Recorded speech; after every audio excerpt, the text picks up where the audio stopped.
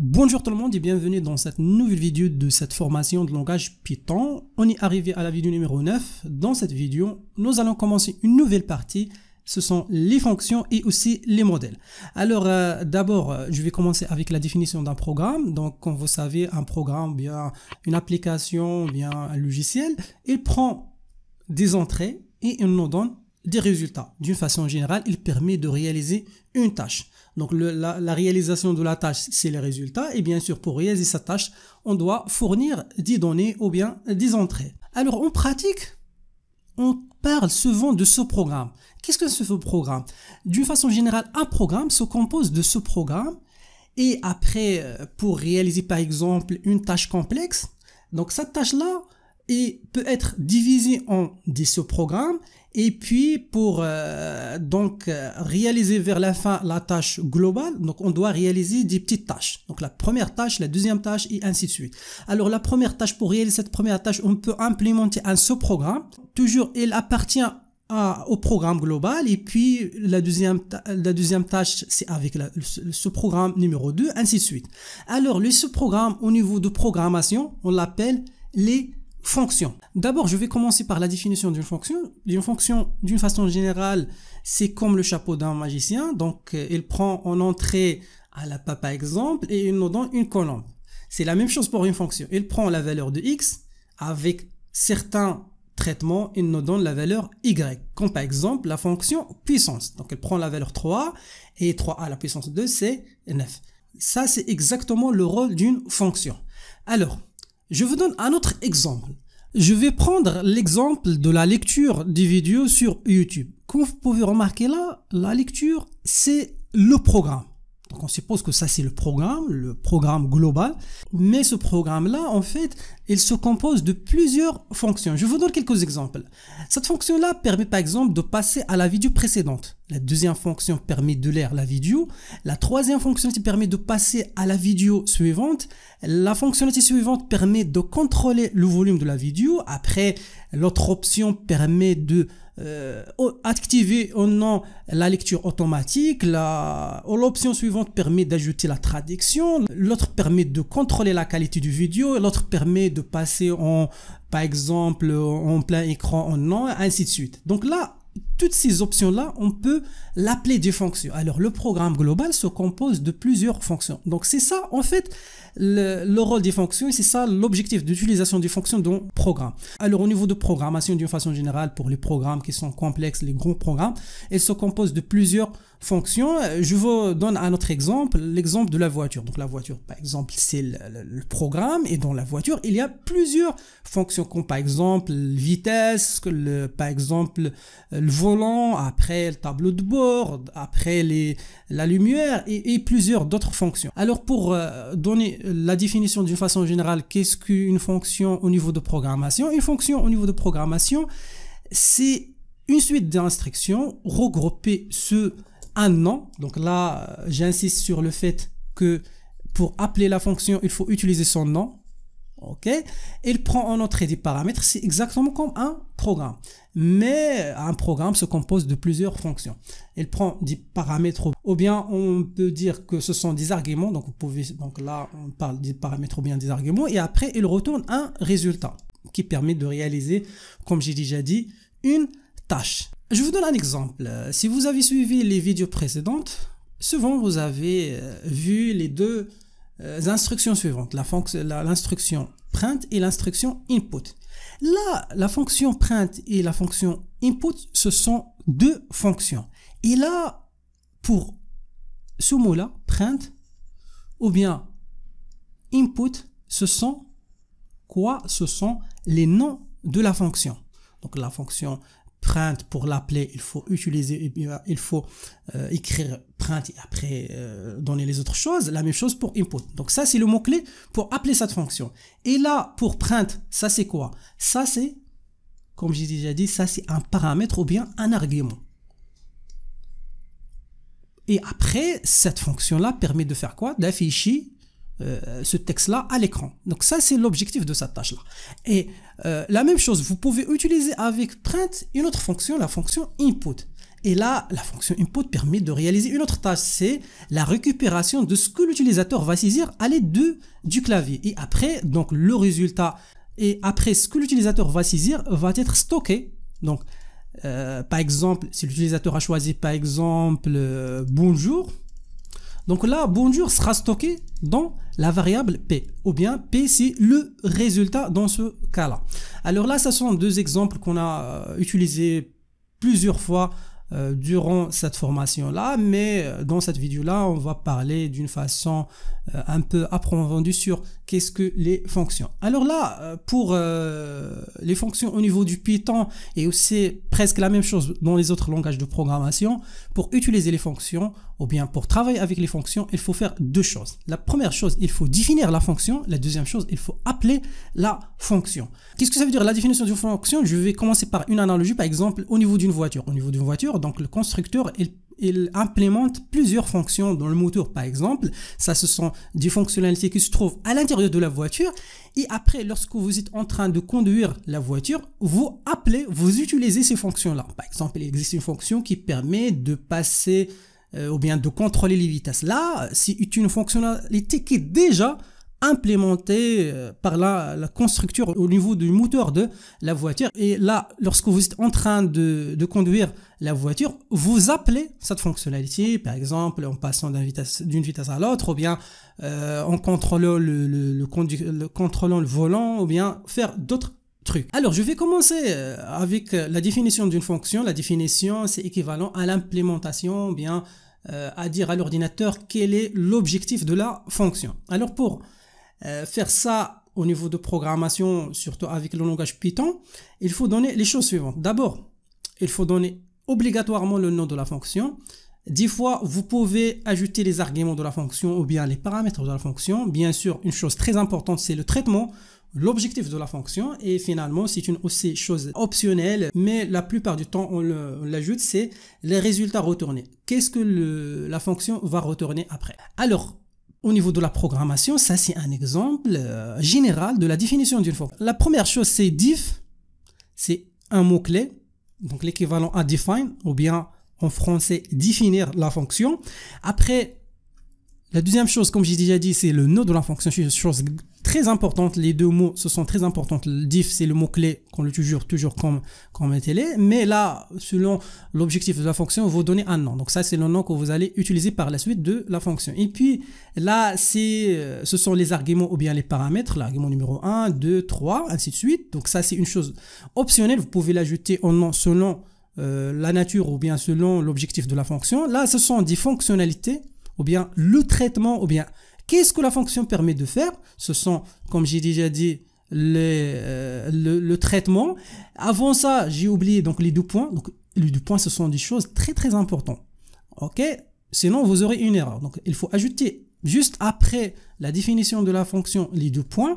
Et puis là, il faut ajouter l'indentation comme on a vu pour les boucles et aussi pour les structures conditionnelles. L'indentation, c'est une chose très très importante. Vous pouvez l'ajouter à l'aide de la touche Tab du clavier. Et puis, donc ça c'est comme j'ai déjà dit le traitement. Et après, donc cela dépend de l'exercice et dépend de l'objectif de la fonction. Vous pouvez ajouter return result. Donc le résultat retourné par la fonction. Donc ça c'est la définition globale. Alors, en général, il existe 4 définitions qui dépendent ou bien qui sont choisis selon, comme j'ai déjà dit, l'objectif de l'exercice ou bien l'objectif de votre programme. Alors là, vous pouvez définir une fonction mais sans une valeur de retour et sans des arguments. Par exemple, ça c'est une fonction. Vous pouvez remarquer là qu'il y a une absence au niveau des arguments et aussi de la valeur retournée. Donc ça c'est acceptable avec Python. Vous pouvez le faire. Après, vous pouvez appeler une fonction avec des arguments mais pas de valeur de retour. Vous pouvez appeler ou bien définir, désolé, ça c'est la définition, définir une fonction sans arguments mais avec retour, donc return result. Et après, la dernière chose, c'est donc le cas général. Vous pouvez définir une fonction avec des arguments et avec un retour. Donc tout ça dépend de l'exercice, dépend de l'objectif de votre programme. Et pour utiliser cette définition, cela revient à l'énoncé ou bien le problème sur lequel vous travaillez. Alors au niveau de l'algorithmique, si vous avez suivi la formation d'algorithmique, on a parlé d'une chose qui est les procédures. Qu'est-ce que ça veut dire les procédures? Les procédures, ce sont les fonctions, mais sans une valeur de retour. Avec pas de retour. Ça, c'est la définition d'une procédure au niveau d'algorithmique. Mais généralement, au niveau de programmation, on utilise le mot fonction. Le seul programme, je pense qu'il utilise les procédures, c'est le langage Pascal. Mais donc, au niveau de programmation, on parle toujours des fonctions avec retour, des fonctions sans retour, des fonctions avec des paramètres ou bien des fonctions sans paramètres. Là, je vous donne quelques exemples. Le premier exemple, c'est une fonction, c'est la fonction bonjour, sans paramètre, sans valeur de retour. Tout simplement, il permet d'afficher bonjour à Ali. À chaque fois, vous appelez cette fonction, il va afficher bonjour à Ali. La deuxième fonction, c'est la fonction aussi bonjour, mais avec paramètres, avec argument. Et là, on affiche bonjour et le nom qu'on a utilisé pour l'appel de la fonction. Par exemple, si on a Ali, on va afficher là bonjour à Ali. Si on a Kamal, on va afficher bonjour Kamal. Si on a Amal, bonjour Amal. Après, l'exemple suivant, c'est la fonction sans. Comme vous pouvez remarquer là, il y a une absence au niveau des arguments, mais il y a une valeur de retour, bien le résultat retourné. Là, par exemple, on a la valeur de A, c'est 10, la valeur de B, c'est 5, et après, on calcule C, c'est A plus B, et après, le retour, c'est C. Donc là, c'est une fonction qui permet de retourner quelque chose, son paramètre, et là, pour ces cas-là, donc c'est un exemple ou bien une définition qu'on l'évite en général. Pour définir ce genre de fonctions, souvent on utilise cette définition-là. Donc on laisse à l'utilisateur au niveau de l'appel le choix de A et B, après on calcule C et on retourne la valeur de C. Ok, donc cela dépend de A et B. Donc de façon générale, la valeur de C c'est variable. Mais dans ce cas-là, toujours on aura la même valeur pour C, la valeur 15. Alors là, c'est quelques exemples de définition de fonctions. Toujours le choix de la définition revient à l'exercice, revient au problème sur lequel vous travaillerez. Donc là, je vais passer maintenant à la deuxième étape. Donc, ce qu'on a vu jusqu'à maintenant, c'est la définition, l'implémentation. Maintenant, c'est l'appel. Comment appeler ces fonctions-là qui sont déjà définies? Alors, de la même manière, je vais vous donner l'appel des 4 types de fonctions qu'on a vues. Bien sûr, pas de retour, avec argument, sans argument, ainsi de suite. Je vais commencer avec le premier. Donc, tout simplement, pour le premier, donc il se fait de faire comme ça. Ok, donc ça c'est puisqu'on n'a pas de retour, pas d'argument, donc vous pouvez l'ajouter au niveau de votre programme de cette manière-là. Au niveau de la deuxième, donc toujours pas de retour. Alors, on ne peut pas ajouter quelque chose devant la fonction ou bien avant la fonction nom de fonction, et après vous précisez là les noms ou bien vos arguments ou bien les valeurs de vos arguments. Ensuite, au niveau d'une fonction avec retour, vous pouvez l'utiliser de cette manière là. Donc il y a quelque chose qui sera retourné à l'aide de votre fonction. Alors pour stocker cette chose qui sera retournée, donc il faut ajouter la variable x ou bien le nom d'une autre variable. Donc vous pouvez choisir n'importe quelle variable, mais cette variable là, il va contenir ce que la fonction va retourner, le résultat de votre fonction, comme l'exemple qu'on a vu au niveau du input. Donc lorsque vous utilisez input quelque chose, vous affichez quelque chose, vous retournez le résultat à une variable, par exemple nom. Et au niveau de nom, vous trouverez par exemple le nom d'utilisateur ou bien quelque chose. Là, le nom, il faut l'ajouter nécessairement. Sinon, vous n'aurez pas la valeur retournée par cette fonction et par conséquent, vous ne pouvez pas l'utiliser par la suite. Vous pouvez ajouter aussi l'appeler de cette manière, mais là, le résultat est utilisé directement dans un calcul. Donc là, par exemple, cette fonction va retourner la valeur 5 et après, on va diviser par exemple 10 sur 5 et cet résultat sera affecté à x. Donc, vous pouvez le retourner ou bien l'utiliser donc à l'intérieur d'une formule. Vous pouvez l'ajouter directement au niveau de print, puisqu'il retourne quelque chose, par exemple, une fonction qui permet de retourner la somme de A plus B. Alors là, donc pour afficher directement la somme, vous pouvez ajouter print, donc devant la fonction et entre deux lignes de parenthèses le nom de fonction, et la valeur retournée sera affichée à l'écran. Donc ça, c'est quelques exemples d'utilisation des fonctions avec routeur. Et là, avec routeur et avec paramètres, c'est exactement la même chose. Donc la différence maintenant, c'est que au niveau de l'appel de la fonction, vous ajoutez les arguments ou bien les paramètres. Vous pouvez affecter le résultat à une variable, vous pouvez l'ajouter dans une formule de calcul, vous pouvez afficher directement le résultat de votre fonction. Alors ça, ce sont les différents appels des fonctions. Alors je vous donne quelques exemples. C'est l'exemple de la fonction somme. Donc là, ça c'est l'implémentation de la fonction somme, là bien la définition de la fonction somme avec paramètres mais sans valeur de routeur, ne retourne aucune chose. Là, vous pouvez remarquer qu'au niveau de la définition, donc l'algorithme ou bien le programme dans ce cas-là, il va ignorer cette définition, mais il va revenir. Quand il va revenir? Il va revenir quand on fait l'appel de la fonction. Alors là, l'utilisateur va saisir la valeur de A, après il va saisir la valeur de B, et au niveau de l'appel de la fonction somme, donc on va ajouter comme paramètre la valeur de A, on va ajouter comme paramètre la valeur de B, et automatiquement le programme va faire quoi? Il va appeler cette fonction, il va donner à A la valeur qu'il va saisir l'utilisateur, il va donner à B la valeur qu'il va saisir l'utilisateur, et puis au niveau de C, on calcule la somme, et après on affiche ici, au niveau de la fonction somme, la somme. Donc là, on ne peut pas ajouter print et après somme, puisque comme afficher par exemple, afficher deux fois, donc print, et lorsque vous voulez afficher quelque chose, vous ajoutez une autre print, donc ça c'est une erreur. Alors là, donc au niveau des fonctions qu'on n'a pas de valeur de retour, donc il faut par exemple utiliser cette manière-là pour l'appeler. Là, comme vous pouvez remarquer, une autre définition, mais pour la même fonction, la fonction somme, là, comme vous pouvez remarquer, on calcule C et la valeur C sera retournée.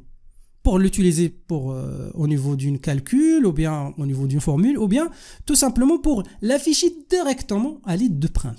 Donc là, on affiche somme A, puisque donc là, par exemple, si l'utilisateur a choisi 5, 10, alors là, la définition de la fonction, on va donner à A, c'est 5, après à B, c'est 10. Donc c'est 15 normalement là, et la valeur 15 sera retournée, et tout simplement ce qu'on peut faire avec print, c'est afficher 15. Donc ça, c'est un exemple d'utiliser une fonction et appeler une fonction. Donc là, ça c'est pour la première fonction, c'est avec argument sans retour, et la deuxième c'est avec paramètre et avec retour. Alors pour s'entraîner, donc on va essayer de réaliser l'exercice suivant. Donc ça c'est un exercice sous la forme d'un programme qui demande à l'utilisateur de saisir les valeurs de deux variables, la variable A et la variable B. Ensuite, le programme, il permet de définir et d'appeler les fonctions suivantes.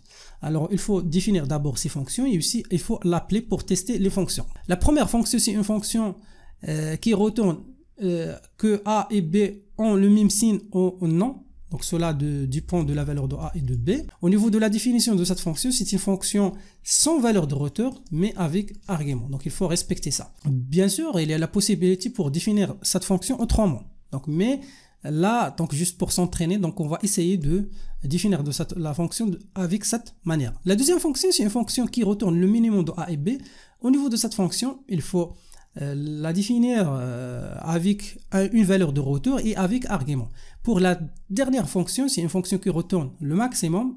Aussi, on va utiliser la même définition. C'est la définition qui permet de retourner quelque chose. Il prend en paramètre les arguments. Donc maintenant, je vais passer à PyCharm pour implémenter ces fonctions.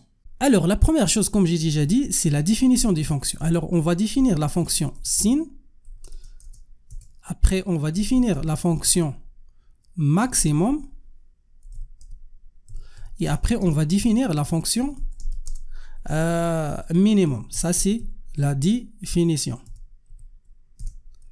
Alors, pour ajouter un petit commentaire là, donc là, c'est avant, ça c'est la définition. Donc, il faut toujours suivre cette démarche. Donc, ça c'est la définition Donc définition des fonctions.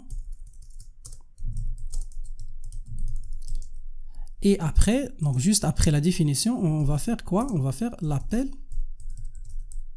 des fonctions. Ou bien utilisation des fonctions. Alors on va commencer avec la fonction sin. Donc toujours la fonction commence, comme j'ai déjà dit, avec le mot diff et après sin. Et puis selon l'exercice. Au niveau de cet exercice, on a dit que pour la fonction sin, c'est une fonction qui prend des arguments. Alors les arguments sont entre deux parenthèses a, virgule, b. Et après, il ne retourne aucune chose. Alors, tout le traitement sera implémenté dans la définition. Alors là, donc, pour tester la sin de A et B, donc, est-ce qu'on le même si ou non, vous pouvez utiliser la manière suivante. Donc, il suffit de calculer le produit de A fois B. Si le produit est supérieur à 0, deux points, alors on va afficher tout simplement que les deux valeurs ont le même sin. Alors là, de A, donc là, et B, mime, sin. Après, sinon, si la multiplication est inférieure à 0, alors là, on peut afficher que les valeurs de A et B ont deux signes différents.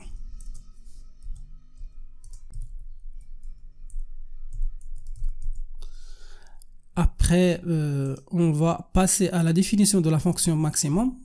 Après, je vais laisser l'appel après. Donc là, je vais ajouter la définition de la fonction maximum. La fonction maximum, elle prend deux paramètres. Donc, comme on a vu au niveau de la définition. Donc, et après, il permet de faire quoi? Il permet tout simplement de tester la valeur de A. Et si la valeur de A est supérieure à la valeur de B, alors tout simplement, on va retourner. Donc, c'est une fonction qui permet de retourner quelque chose. Donc, on va retourner tout simplement la valeur de A. OK? Ou bien, vous pouvez définir une variable là. Vous pouvez l'appeler cette variable M. Et après, vous pouvez affecter la valeur A à M. Et puis, vers la fin, vous retournez la valeur de M. Puisque si la valeur de B est supérieure à A, donc vous allez affecter à M la valeur de B. Donc, vous pouvez donc, ajouter la else, retour. Donc B. Donc, vous pouvez, comme j'ai déjà dit, utiliser cette manière. Donc M, donc c'est une variable par exemple qui au début qui la valeur 0, ou bien vous pouvez affecter A et puis juste il faut tester la valeur de M avec A, avec B. Et après là, vous pouvez affecter à M la valeur de A, else affecter à M la valeur de B et puis retourner là vers la fin la valeur M. Alors pour faciliter les choses, j'ai utilisé juste directement retourne au niveau de la fonction. Et puis exactement la même chose pour la fonction minimum, juste on va changer là cette condition.